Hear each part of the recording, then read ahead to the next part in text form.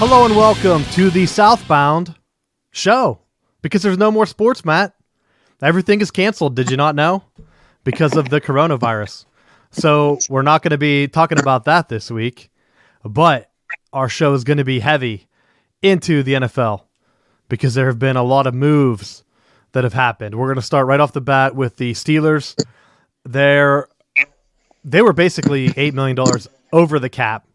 They came in heavy today and restructured a bunch of deals. So let's go ahead and take a look at that.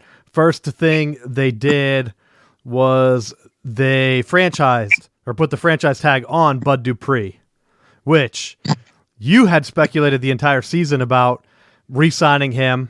You didn't want them to do it.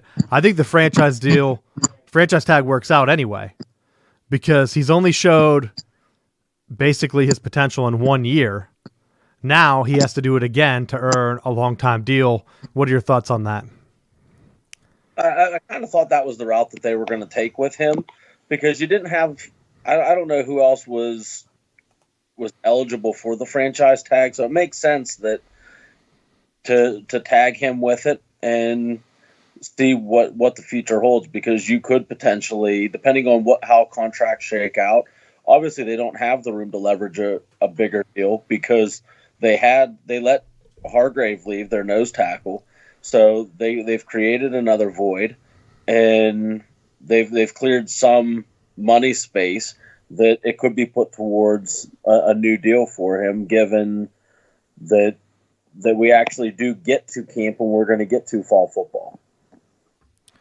Yeah, it's a big deal because I don't know with their draft situation if they're going to be able to get an impact player at that position without breaking the bank. And this way you're locked in, not knowing what the transition period is going to be in a year or two. So I liked it. I would have hated for him to go out the free agency and sign somewhere else, a multi-year deal. This way they're locked in. And if it works out, they could have the Roethlisberger contract off the books anyway with the retirement. We don't know.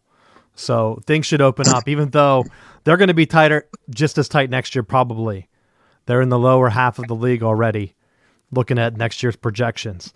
Some other moves that have happened, they released Anthony Chickillo, Mark Barron, Johnny Holton, and Ramon Foster retired. So they were going to have to make some other moves to get under the cap.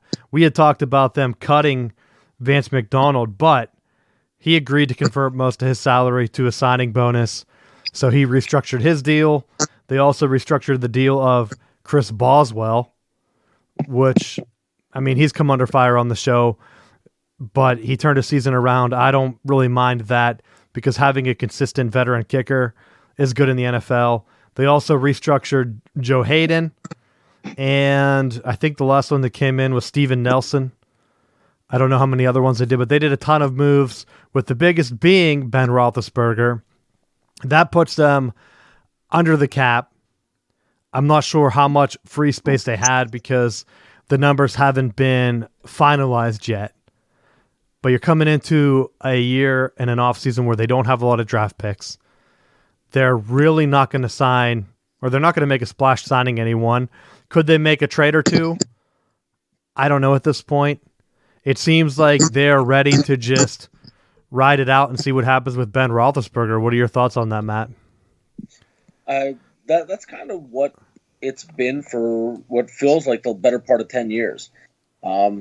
He signed his $100 million contract, but then I feel like every year there have been restructures, different changes, different things that he's kind of worked with the Steelers on negotiating his contract and moving money around so that either it's paid up front or it's resituated. But he seems to do his part, which is why I think it's fair that they continue to kind of play. I know you were kind of thinking, well, is he even going to come back? And if he doesn't, do you just cut him and save that cap? That would be a massive cap hit. Putting him out now, even though there's a chance that he may not come back with full capabilities.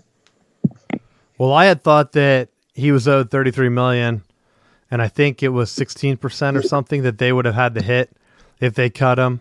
So that would have brought them like $20 million. They would have had enough. Well, I guess I would have made them what? I don't even know what the numbers were. But I had crunched it to where the point where just moving Ben Roethlisberger off the team, they could have made a $20 million run at Tom Brady, which is going to be our next topic. And at that point, you almost have to make the decision, if you're GM, are we going to give Ben Roethlisberger another chance or two? Is that our strongest position going forward? I would have hated for Ben to get cut and then play another season somewhere else, because you're seeing that happen with other teams around the league. It's not just Tom Brady.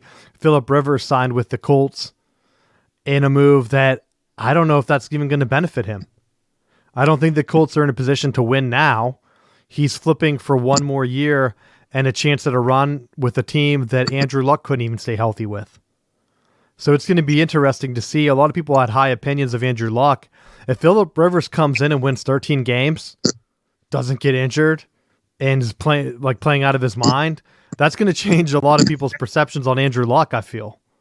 Because you had him with the franchise for so long where it seemed like they were close to breaking through. Now they're on the tail end of that. They're bringing in Phillip Rivers almost like, all right, let's give it one more chance. He's old. What else is there to do? I don't know. But it's almost like Steelers are in the same place. They're trending down. I know they have a young core. That's why it would have been nice to know, and it's hard to tell because Ben got hurt. You never want a player, especially a franchise caliber player like Ben, who's been so much of the team, almost the face of the franchise for how many years now. You don't want him cut. You don't want him to end up with some random team like the Colts for one more year.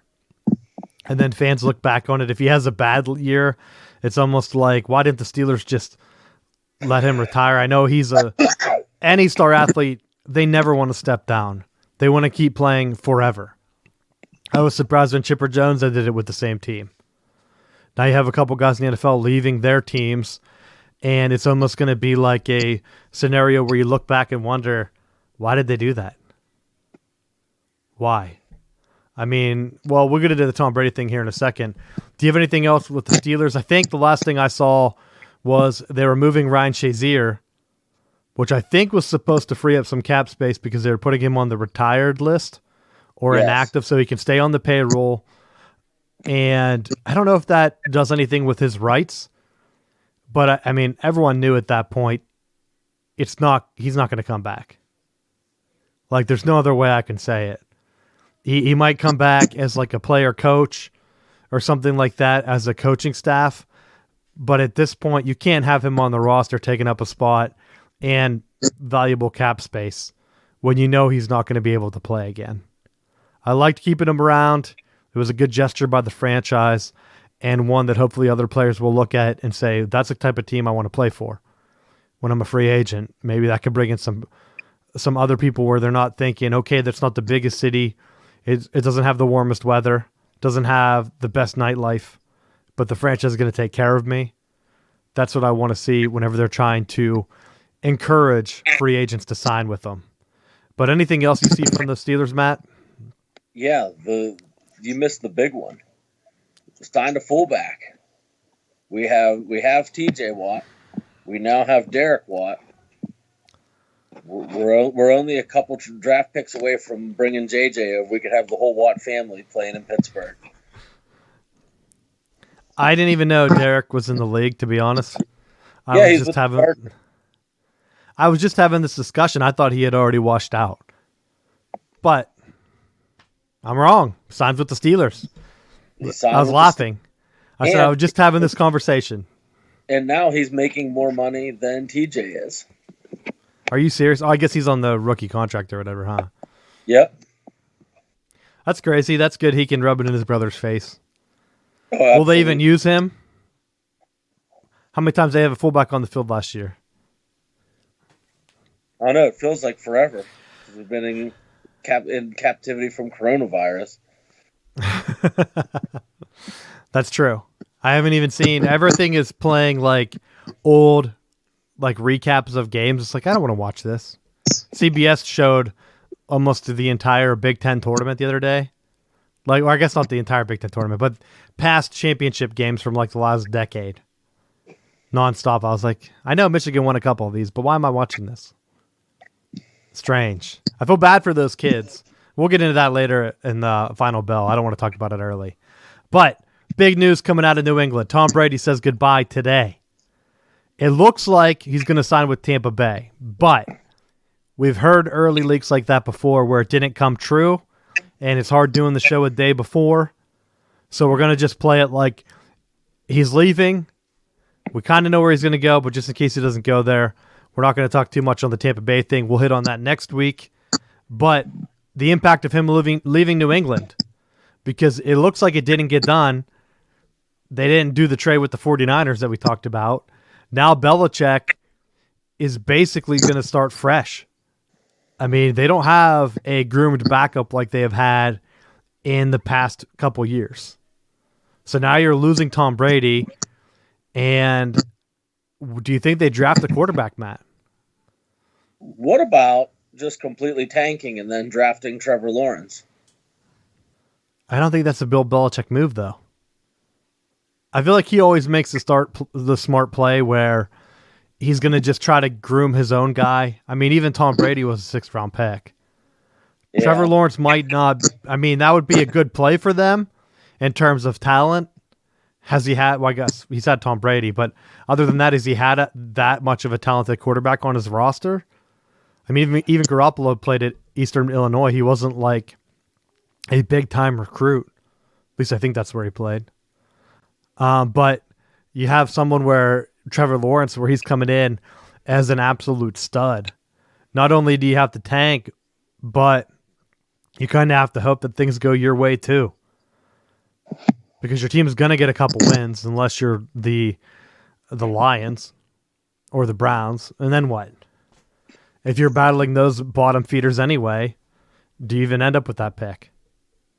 Plus, Lawrence could get hurt. You saw what happened with Tua. That's more of a bigger play that I would expect. What if he went with that route? Drafted Tua. I still don't think he gets picked in the first round. And then you're able to backfill with a guy with high-end talent.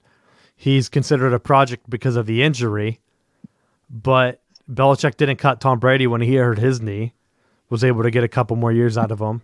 So he's dealt with injured quarterbacks in the past and having a veteran backup, which I believe he does at this point. I can't remember what their roster situation looks like, but I don't know. I could see him doing that more than tanking. I said part of that tongue-in-cheek because there's no way that I think even with the loss of Brady, there's still enough talent on the roster, and you still have Bill Belichick as the head coach. So I think that puts them middle of the pack without Brady there to begin with. I think, having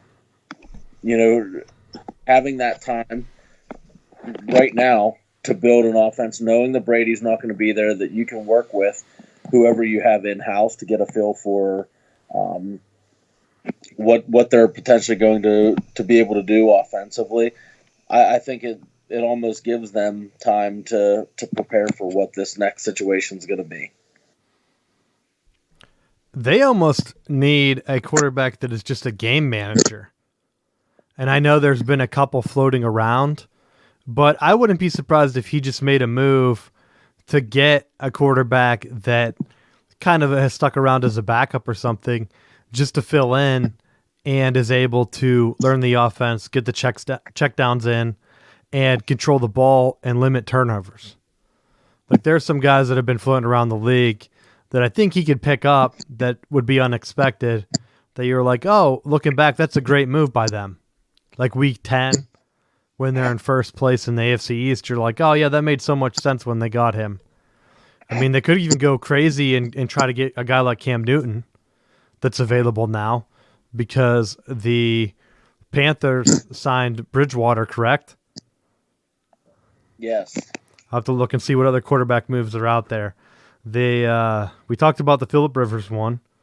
We had Bridgewater signed with the Panthers, and they basically told Cam Newton to start looking for trades. He said he was unhappy. Could that be a move where you get a guy like that? I mean, he would almost be perfect for that offense. He's not known for his accuracy, but extending plays and keeping them alive, it would be a little bit different than what you would see with Tom Brady. But able to make all the throws and even gives them a little bit more of a dynamic approach. I think he would work well there. I really don't know what other team has an opening that would run that type of offense. And then you're looking at the same thing. What does Jameis Winston do? Tom Brady's talking about signing with Tampa Bay. That's another big move, and you've been talking about it the whole time. What if there is some type of weird deal where they can sign him with the Steelers? I mean, I wouldn't be against it. Well, even worst case scenario is that New England end up with him, because right now they only have Cody Kessler, the old Browns quarterback, and they have Jarrett Stidham, who was at Baylor and then transferred out and went to Auburn. Are the two quarterbacks that they have in there right now. So to me, that would be a bad deal, having them bring in Winston, because he has a strong enough arm that he could push the ball a little bit further downfield. And within that New England system, I know they've kind of been more dink and dunk with Brady, but I think bringing in a younger quarterback that has the ability to scramble and make plays, they would tailor that to his skill set. And I think that would be a pretty scary proposition for New England, because now you're right back in that deal where you have a strong arm quarterback that could potentially give them more years of stability. Well, the thing that strikes me against that is I don't think Bill Belichick can handle a quarterback that throws so many interceptions. I mean, I think he would almost rather take a game manager, throw all the intangibles out of it. But, I mean, some other moves I forgot to mention. Marcus Mariota signed with the Raiders, so that's one franchise gone. The Colts is off the table. Tampa Bay is likely off the table. Then you have the Titans extend Ryan Tannehill with a crazy deal. I mean, that's almost I was shocked reading that over $100 million. I can't remember the total number. It was like 108 or 118, but unbelievable. I think when you're looking at that, Matt, he had one good year. I'm a wing T former quarterback. I could turn around and I could hand the ball off to the fullback very, very well. For a $50 million, I would gladly turn and hand off. I would be the greatest faker in the world, handing the ball off to Derrick Henry. I mean, that's a scary deal that they gave him, because other quarterbacks around the league, they have to look at that and say, what in the hell? Like, what do you think of that? It's crazy. I think they're so desperate for consistent quarterback play that's what you get.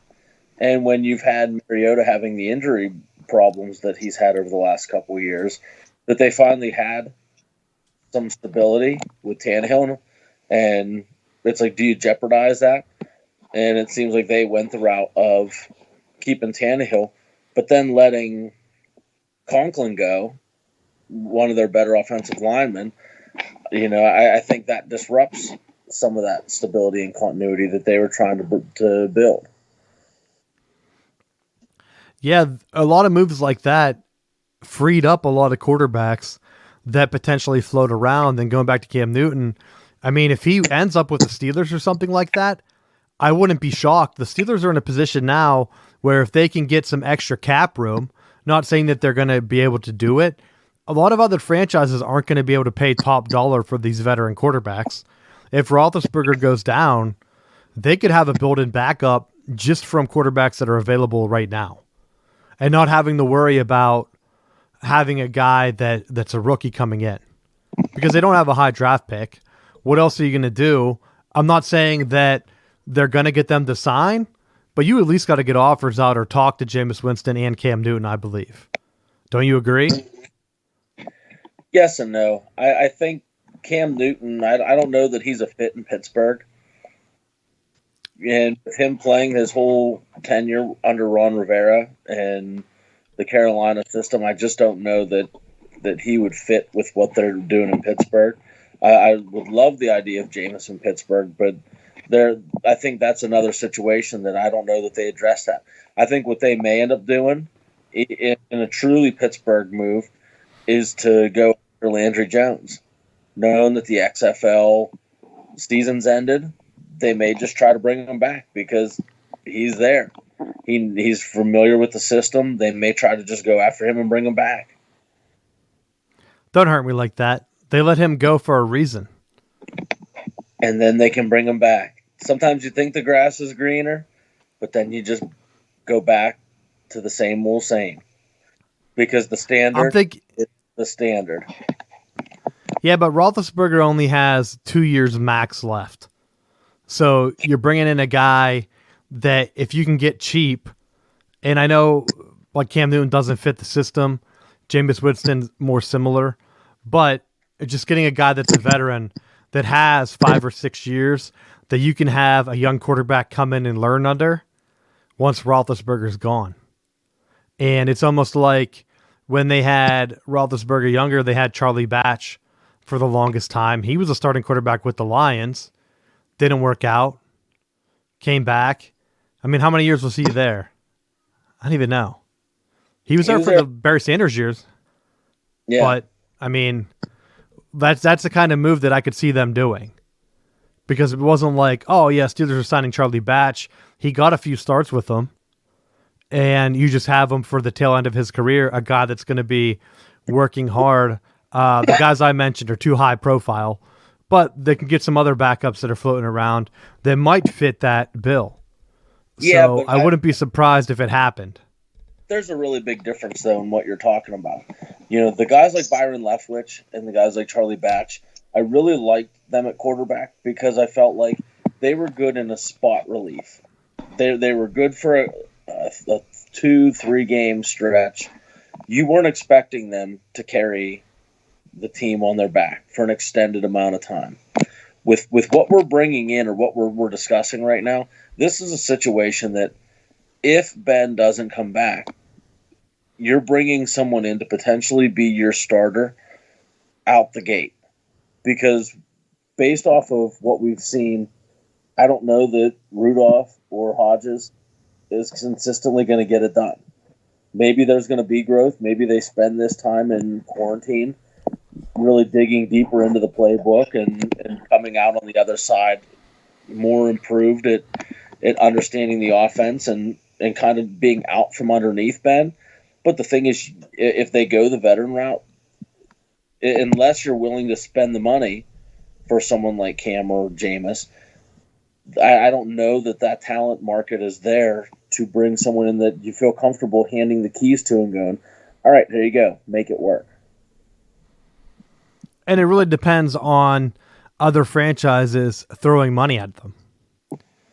Because I'm just saying, if you have a guy that had starting experience, and you brought up Leftwich, that's another one the Steelers went after, a guy that kind of got thrown off his team and said, like, hey, you're done in the league. It seems like that's where Cam Newton's going.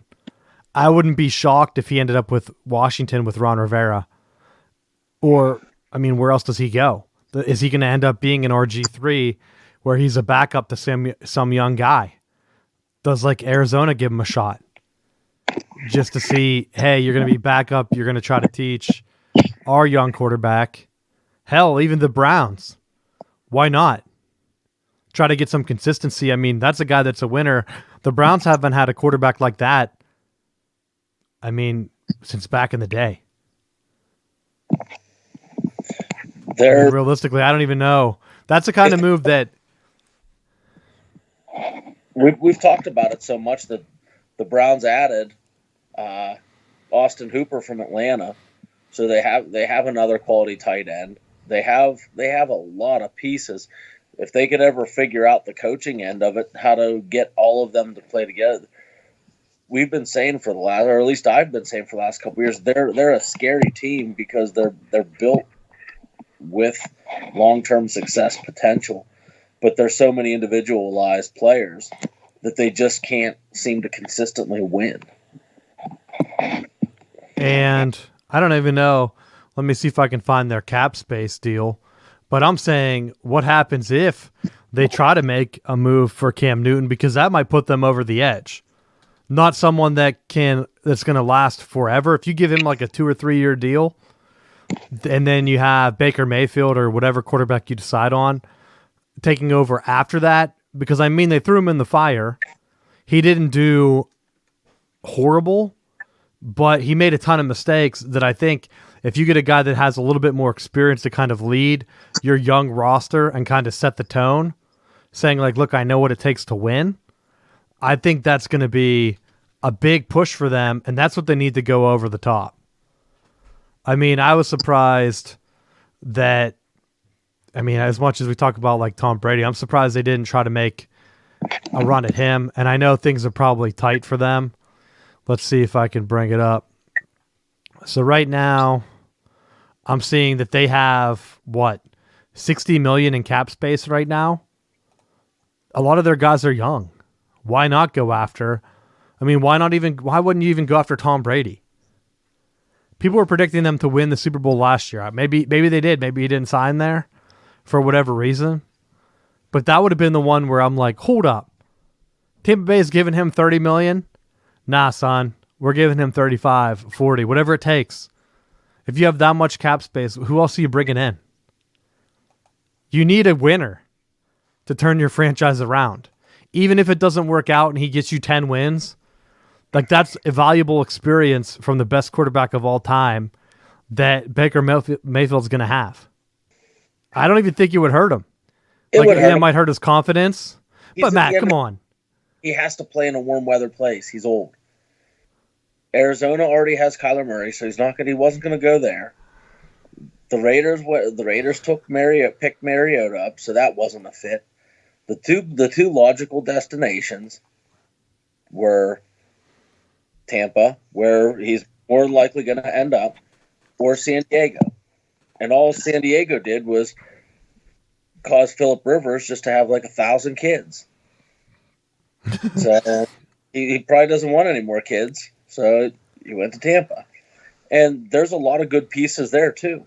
Because when you look at what they already have, and they have Ronald Jones, they have O.J. Howard, they have Sir Drops-A-Lot Mike Evans and Chris Godwin, they have the potential weapons there that functioning an Arian system that is a quarterback-friendly system, they're going to get production. Yeah, it's probably a good move.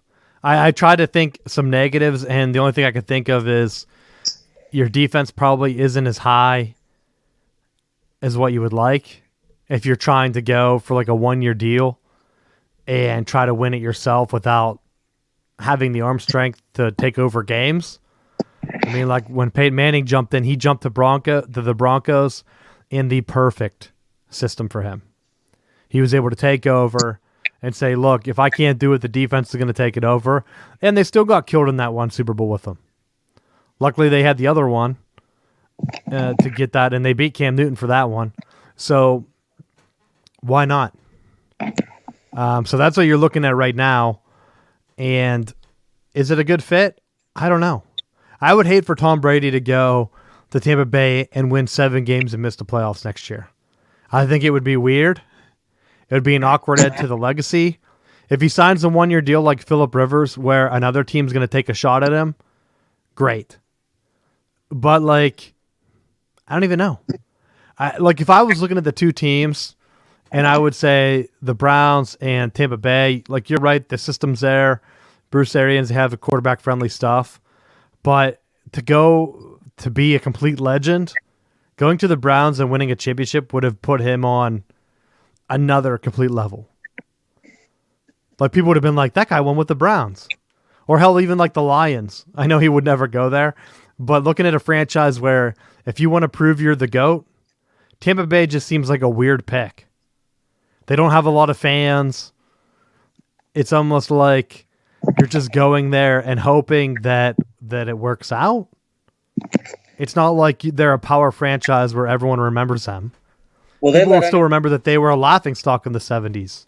He could play one season and he could get inducted into the Ring of Honor. Maybe that's what he's going to do. He wants to be in 3 different Ring of Honors, Matt. He can go from there to one of the teams I mentioned, instantly in. He could be their greatest quarterback of all time in 1 year. Anything else you have on that, Tom Brady? Nah. All right, we put this on here. Worst trades in the NFL because David Johnson, my man, got traded to the Texans for Hopkins. And I thought, okay, that's a weird deal. That's a weird trade right off the bat because I don't have any confidence in David Johnson. As much as I love the championships he brought me in fantasy football, I have zero confidence in him. I signed him last year because I was able to get him cheaper than I expected. Didn't work out for me. Now, you're the Texans. You give up one of the best receivers in the league for an aging running back on a potentially strange year with the coronavirus. We have no idea what's going to happen. Are they going to have it taken care of that they're going to have games? Is there still going to be a restriction in place where you can't have events of over a couple hundred people? So does that mean the NFL season is going to be canceled? We don't know. So you're going to trade a young, possibly one of the top 3 receivers, if not easily in the top 3, for an aging running back, Matt. Go ahead. What's your take? I'll never understand the logic behind it. And it wasn't just a straight up player for player. They also gave up a 2nd round pick and a 4th round pick in the deal as well. So I don't get it. I don't know why you in anyone's mind that you would think, especially what I don't understand what the Texans are going to get because they already had Lamar Miller. They already had some relative stability at running back. Unless they're planning on truly going the true New England way and following Vrabel's route with Tennessee, that you're just going to hand off to your running backs the majority of the time because you just gave up the best wide receiver and you got nothing back out of that.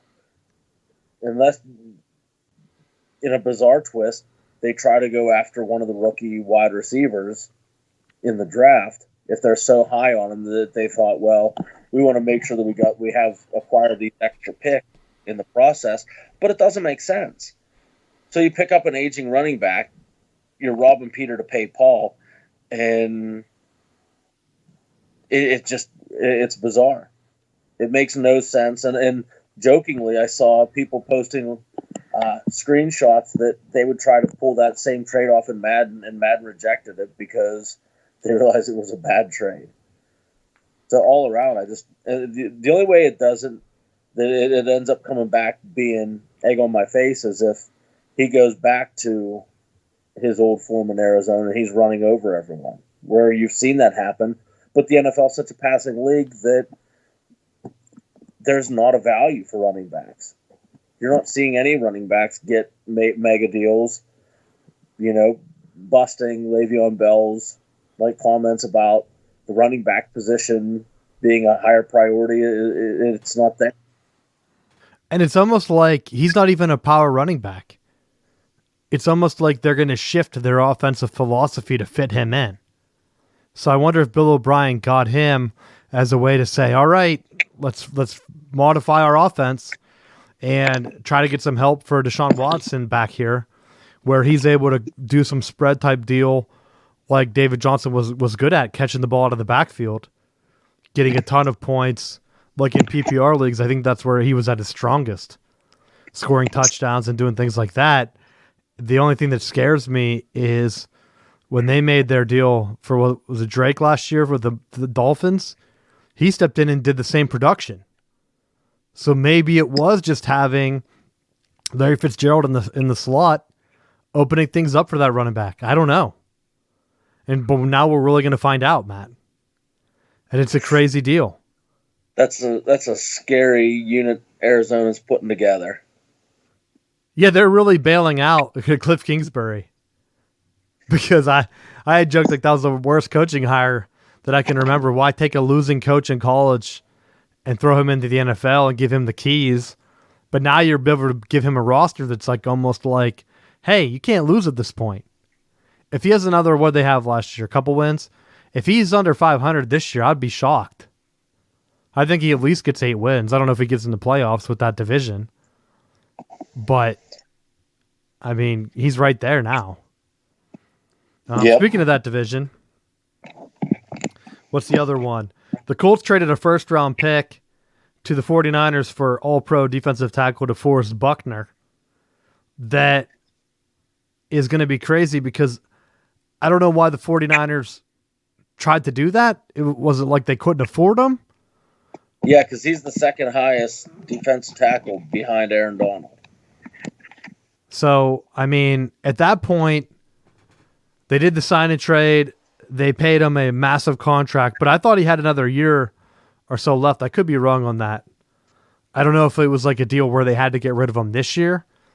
And I'll see if I can find that information because I thought I wrote it down, but I couldn't. So I want to get that on the show correct. But pays him $21 million a year, makes him the second highest DT in the NFL. That's from Schefter. Trade and deal. The Colts trade first-round pick 13th overall to the Niners for Buckner, who already agreed to a massive contract, $21 million a year. So traded him, signed him. He's on the books. Big cash. Yeah, I'm just shocked that they got rid of him when they were so close. And I would have been trying to do anything, franchise tag him, do whatever you needed to do to get your entire team to come back. But they used because they were Jerick McKinnon to try to keep the offense stable. Yeah, I mean it's tough in the NFL to keep a team going. I just figured that defense is what kept them in more than the offense, from my perspective. And I mean, defensive tackle, that's tough to plug, even if you get a first-round pick right away. That's going to take a learning curve, but we'll see if it pays off because that's going to be able to get them down under the cap. They had $16 million space when I looked. I don't know if they would have been able to structure a long-term deal in his favor, but yeah, I don't crazy. Whenever you're trying to just get all these positions at like the highest paid of all time, it's going to be tough to find a solid team where you can keep your guys and stay participating at a high level. Let's get back into some trades. Let's say here, the Bills traded a first-round pick, a fifth-round pick, and a sixth-round pick, along with next year's fourth-round pick for Stephon Diggs, and a seventh-round pick in return. So they get a seventh round back. Why? That's a lot of picks, Matt. What do you think of that trade? Well, clearly someone was drinking while they were in their Corona bunker. Because that's very similar. Like, when I first read that, the first thought that came to my mind was when Dallas ironically made the trade to acquire all the picks from Minnesota in the Herschel Walker trade. That they said he was the only one that was worth anything. And so they traded him out for a gazillion picks and forged their dynasty in the 90s. With all those picks that were given to him, that helped them acquire the people that they need to develop into a championship caliber team. I don't know that Buffalo's one player away. I mean, Stephon Diggs, he did a lot offensively for Minnesota over the last couple of seasons. But I don't know if acquiring him is that final piece that's missing to bring a championship to Buffalo. What do you think? I've never seen a team sit back and say, you know what we're missing? A wide receiver. Like, that's never been the play where you bring in one wide receiver and then it takes you to the Super Bowl. I'll give you one example. When Keyshawn Johnson signed with Tampa Bay, that was the one time where bringing in a bigger wide receiver helped bring a team to a Super Bowl that I can remember, where they were missing that kind of firepower. They brought him in, and that was what they had. They had the running backs, they had the defense, they had everything else. It was just bringing Keyshawn Johnson in with everything else that they had already had was that final piece, because now then they had that vertical threat. Matt, you're wrong. You're forgetting the number one piece that they brought in there, John Gruden. They traded for Gruden. Well, touche, sir. He is in the Ring of Honor, so you'll be getting a message about that. there was, but they bring Keyshawn in. He asked for the big contract, and then kind of ghosted. It was interesting seeing Warren Sapp's perspective on that on the Americas game where they talked with Tampa Bay Super Bowl. Where he said he really didn't think that highly of him, but he did contribute a good bit to their Super Bowl run. So I think that's a factor. Yeah, I mean, that's a decent one. I was surprised you brought that one up. You could also look at, I mean, I don't even know. T.O. coming to Philly. I know they didn't get it done, but that gave Donovan McNabb at least one guy that would show up in the Super Bowl and put up big stats. Then you have other moves, but none of them really paid off. Anytime a big guy gets to the league, or to a team that's almost there, even like Randy Moss, it feels like they almost got there, but they didn't get it done. T.O., Randy Moss. Moss was the other one that I kind of thought in two separate cases. When he got drafted by Minnesota, they already had Reed and Carter. That it didn't make sense to bring him on board. But what that did was it shifted to more of a spread-based approach that teams were going to take because they had to end up leaving one of them open because they just weren't prepared for three standout receivers. And then on the backside of that, whenever he went to New England, the receiving core that they had was depleted, and bringing him on board put New England's offense in a whole nother level that they really were, a fluke catch away from having the perfect season. And I think you can directly attribute a lot of that to Moss coming in and contributing offensively. Yeah, I try to think about it, and I just wonder, why someone would move all those pieces. It's almost like Houston giving up Hopkins. Like, they must think the opposite. I don't know. Unless you're looking at, let's see what other moves are, but unless they're looking at it like you said, are you one piece away? Do you have a guy that's not getting open or that could help free up just a little bit more time? Maybe that's what they're thinking. Keep their defense off the field a little bit more, keep them fresh. But we'll see. The other thing we didn't put on here, as I'm looking through the moves, the CBA passed, the collective bargaining agreement. And that was a big deal because, like I said, Matt, I thought they were nervous about it not passing, so they started to talk about how the players shouldn't accept it, and then immediately what happens? It passes. So we're going to get the extra game now. I think we're getting the extra playoffs, right? The extra two teams in the playoffs. I believe that was in there. And so some other stuff as well. Plenty of time to break that down next. There were just so many moves this week that I figured with the crazy no sports week, we might as well just focus on the NFL. I just don't know what else the NFL is going to push for, because it almost seemed like 17 games was a joke and it would never pass. They throw in a little bit of protections and some higher pay for the lower guys that make up the bulk of the league, and everybody signs it. So what else could they get them to sign? Just by throwing that out there. Just throw them a little bit of a bone. 18 games. 16-team playoffs. You know it's coming. Half the league makes the playoffs. Isn't it already like that in the other leagues, like the NBA? Is it half? Is it more? Right. But I think for that to happen, there needs to be a stronger sense of unity from the players, because you had a handful of guys that were fighting it and saying, no, we don't need to pass this. And then there were a lot of people that were saying, yes, this is a bad deal. We need to push this through. So I think if in the long run, regardless of how their thoughts are on this agreement, they need to show more solidarity for future plans and get everyone on the same page. Yeah, that's true. I just don't know how they can do it, because it seemed like they just picked at the weakest link, the lowest paid players. And like I said, that makes up the bulk of the league. Then you have some of the big superstars that were tweeting about it not being a good deal because it didn't include provisions for them. And I saw some other players say, come to the meetings.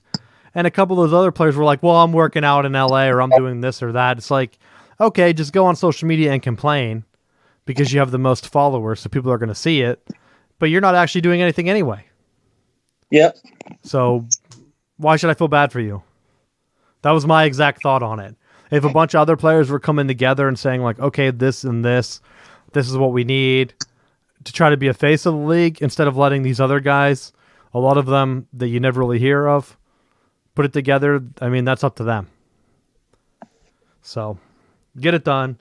The Ravens traded away their tight end, Hayden Hurst, to the Falcons. It picks up, you mentioned the Hooper trade. That backfills that for Atlanta. And I wonder if Baltimore's just getting ready to move to a pure spread. I know they had a couple different tight ends. They kind of had a tight end by committee going for a few years now. Yeah. Even that up. Get that going where you only need one. No double tights anymore. We'll see what happens. And with Atlanta, they're boosting the offense again. And I wouldn't be surprised if you start donning some Falcon gear. Because they let Vic Beasley go to Tennessee, so they have no defense, and they're just going to be all offense. So they may just be a team right after your heart that it's just going to like they're just going to just let them score and just turn every game into a shootout. Just take the over every game. They'll just throw. That seems like that's the Cardinals' plan. They're trying to see which team I would like better. Just throw the ball around. You have all these guys on offense. You're like, you know what? We don't even need a run back anymore. Just give me another high-profile wide receiver. Larry Fitzgerald, we'll keep him around forever. And, Julio Jones. They're like, yeah, just throw Julio Jones out there, and let's just keep moving the offense around. The defense, what? We don't need that. No, we'll just let them score real quick. Put everyone on injured reserve. Get a bunch of guys. Somewhere out there, there's a Falcons fan that believes they lost the Super Bowl because they couldn't score more points in the second half. Like, our offense didn't score. Not that the defense didn't keep the shutout going. Or, I mean, I guess their offense could have got a couple first downs. But somewhere out there, they're like, they blamed that game on the offense. The offense slowed down. The defense just nothing. The offense made our defense get tired in the second half. Oh, gosh. Why don't we trade a couple of those guys away and bring in some real athletes on offense? Hargrave signed with the Eagles, making him the highest paid nose guard or nose tackle, whatever. And which is former Steeler. Go ahead. Which is why Pittsburgh wouldn't sign, because they're already strapped for cash, so they weren't going to afford that deal. Get going. And that's crazy. Do you even think he was worth it? When you're playing an odd front like that, you really do need that nose tackle, and that's the player that's worth their weight in gold. You know, when Pittsburgh had their run, it was Casey Hampton. New England's was making a living with Vince Wilfork there. When you run a 3-4, you have to have that big nose that takes up two gaps, and when you don't, it really makes your defense suffer. Yep, it's a big move strategy-wise. And something why a lot of those teams don't play that front. I think I only have one more. Brian Bulaga signed a 1-year deal with the Chargers. When that happened, I thought for sure that was to help lure Tom Brady in, saying like, look, we got a big left tackle for you. Protect your backside. I mean, he's a guy that's been around for a long time. Came in, highly touted from Iowa.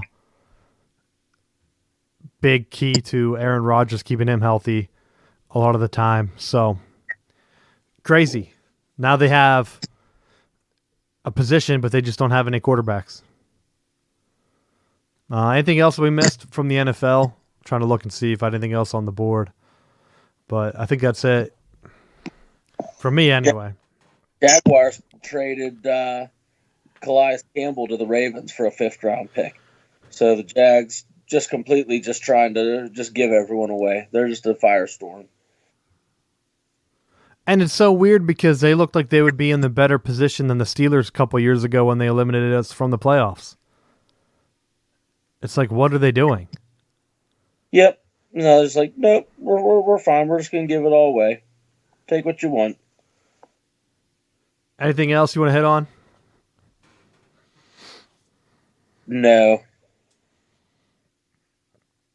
All right, let's get into high tempo. You got anything for this week? I know it's a crazy week, so you probably don't, but It was a crazy week, but just going through some of the social media stuff, the Detroit Pistons sent me a cringe-worthy pic of Christian Wood tested positive for the coronavirus, and they put this graphic up. It was like, "Get well soon, Christian," and had like his like photo with the coronavirus. It's like, did they sign Florida State's media department to do this? Because it just looked awful. It was like, I don't know. I did see that, and my initial thought, I think I even texted you. I said that's as bad as the Florida State doing the Martin Luther King Jr. chop. Like that's what that reminded me of. Like that was what I thought. Some guy was sitting there. Really? That's what you're. Okay, have at it. They were like, "We need content. What's trending today? Coronavirus. Got it. What's trending today? Martin Luther King Day. Got it. I got an idea. I'll be right back." I gotta push something out.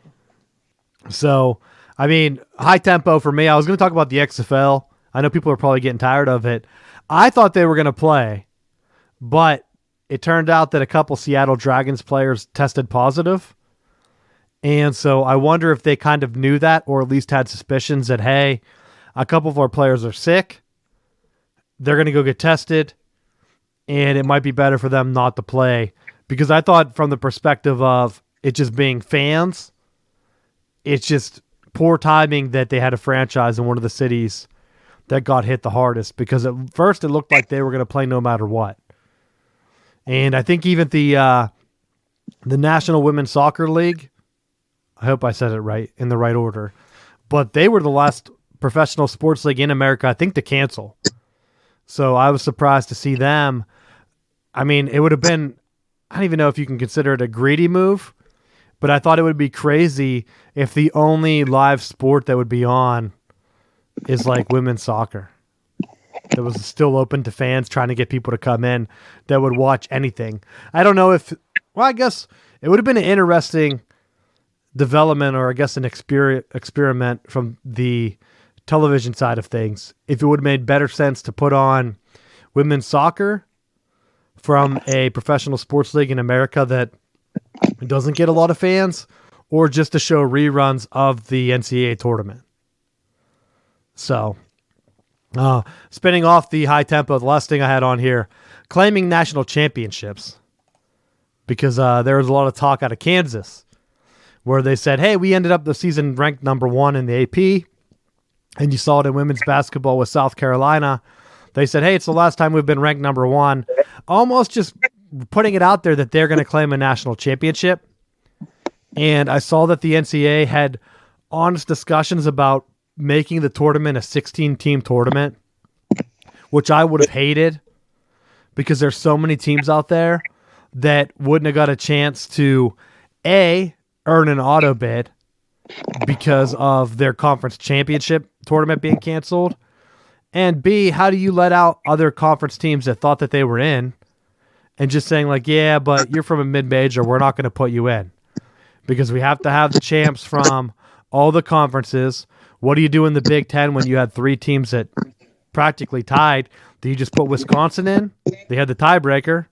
Yep. Do you leave out Michigan State? Or do you leave out Maryland? Or you just put all 3 in? What do you do with a 16-team tournament? You put one in. Tough break, homie. So I'm glad they didn't do it. I mean, it would have been the best chance Florida State's ever had for a basketball championship, back their way in. I'm surprised they're not claiming one. They should. There's legislation out right now that they're trying to claim it, saying that they won the ACC. They were definitely going to be one of the favorites to, at minimum, make it to the Final Four, if not a championship. So take what's yours. If I've learned anything following all this nonsense with the NCAA, why not claim it? I used to have this. I used to not like it or agree with it, but why the hell not? Because no one's going to stop you. Claim it, and you go. Then you put it on a T-shirt and you make money off it. Just like the old Alabama motto, the championships are already out there. Just claim them. Claim them. Yeah. You find that one computer that's in the rule book, claim it. That's why I think it's funny that UCF's in the rule book. Claim it. It would be dumb of them not to claim it because some Joe Schmo on the internet's mad that Alabama or Clemson, whatever year that was, they're like, hey, that's mean. UCF should not be taken away from my team. Meanwhile, you go back, like even Kansas has a Helms title that they claim before there was even a tournament. It's like back in the days of Pitt's championships for football. They're like looking through that record book, and it's like, you know what? We can claim this. We can't compete with UNC and Duke in modern times, but we can go back in time. Kansas is basically the Michigan of basketball. Blue blood. They have that one kind of recent championship, and they've been close a couple times before, but they usually choke. That's what I see. Although they should be sanctioned pretty hard. They shouldn't even have been playing. I'm not even sure how they get around the FBI investigation Because when they were one of the ones that were paying the highest. We're good. Well, they even came out and said before the tournament started, like, hey, that's not true. Like, that's how you got to defend it, Matt. And you're right. Claim the championship. I've been saying this all along. I think teams should go back through, claim them all. Claim them until you can't. Because now with like the pseudo playoffs, unless you go undefeated and you're a lower team, you're not going to be able to claim it because they're going to say like, look, you didn't win your conference or you didn't do this or whatever. So unless all 5 conferences have undefeated champs and one gets left out, there's no way for you to claim your own championship anymore. So you got to go back through the record books and just look for them. Like people make fun of Oregon and Virginia Tech for never won a national championship. It's just because their guys didn't look hard enough. There has to be one. If you're a fan of those teams, call me up. I'll try to find you guys one. And you can claim one. Like even Jim Harbaugh, he should be claiming 1985. I think he was the quarterback of that year. Someone marked him as national champs. Just go back and say, you know what? We're going to celebrate. Like if football gets canceled, I would love for Harbaugh just to claim 1985 as the national championship and hold a celebration. It'd be an awesome recruiting event. People would be it would be trending, Matt. It would trend so easy. They could even have it on the same day, do a co-op. He can go down in Florida, have one of those satellite camps that they canceled while Florida State claims their basketball championship for this year. Do it on the same day. They can do it special for us. Yeah, we'll present it. Southbound Sports, put it on there. Just claim it. Like I said, the NCAA already has it in the record book. If you go to Wikipedia, it will even say, this is how many championships the NCAA recognizes. It will be like, I think for Michigan, it's like 16. They claim 11. Just claim the other 5. What is the difference? Matt, why not? Like, if the NCAA already has it in the record book, it's not like they're going to go back and say, hey, some jackass in Alabama claimed another natty. You got to print some new record books. It's already in there. So, like, I'm interested to see what does the NCAA do in this situation. Do they have 12 co-champs or whatever? Because, like, I don't see how Kansas can claim it if Gonzaga can't. Because Kansas has more losses than Gonzaga. I mean, like, you're really looking at it from a perspective of what's the biggest loss or what's the worst loss that they had. I'm not even, I mean, then they say, well, I think Kansas was it Bill Self came out? I think it was him. He said something like, well, the computer models, they all had us number 1 too, so it just makes sense that we would be number 1. But that's going back to fool's logic because that was how UCF claimed theirs, and that's what makes it funny to me. Because people laugh and say, oh, well, yeah, they lost to this team or that team. Kansas lost to Duke, Villanova, and Baylor. So only ranked teams that they lost to. So pretty good schedule. But if you look at it from the other side of things, because they had 3, Gonzaga also receiving first place votes, so they could also claim it.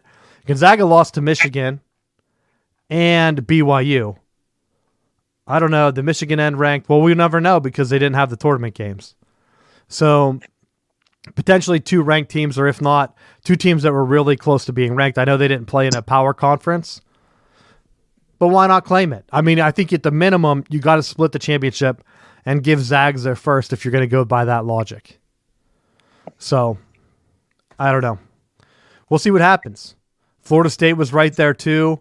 Did they have the same record as the other ones? Let's see.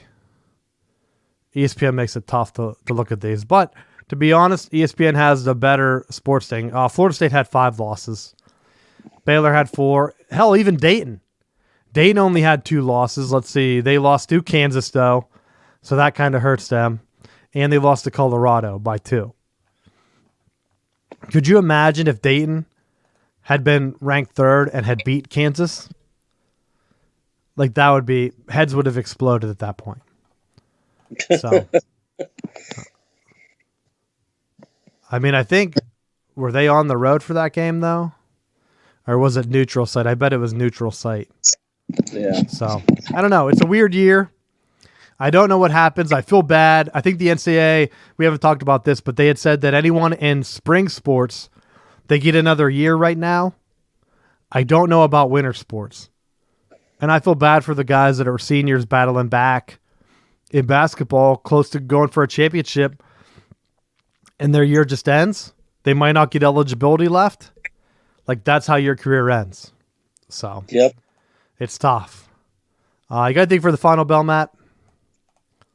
Just be careful out there, because with all the lockdowns and quarantines, be smart. Don't go out unless you have to.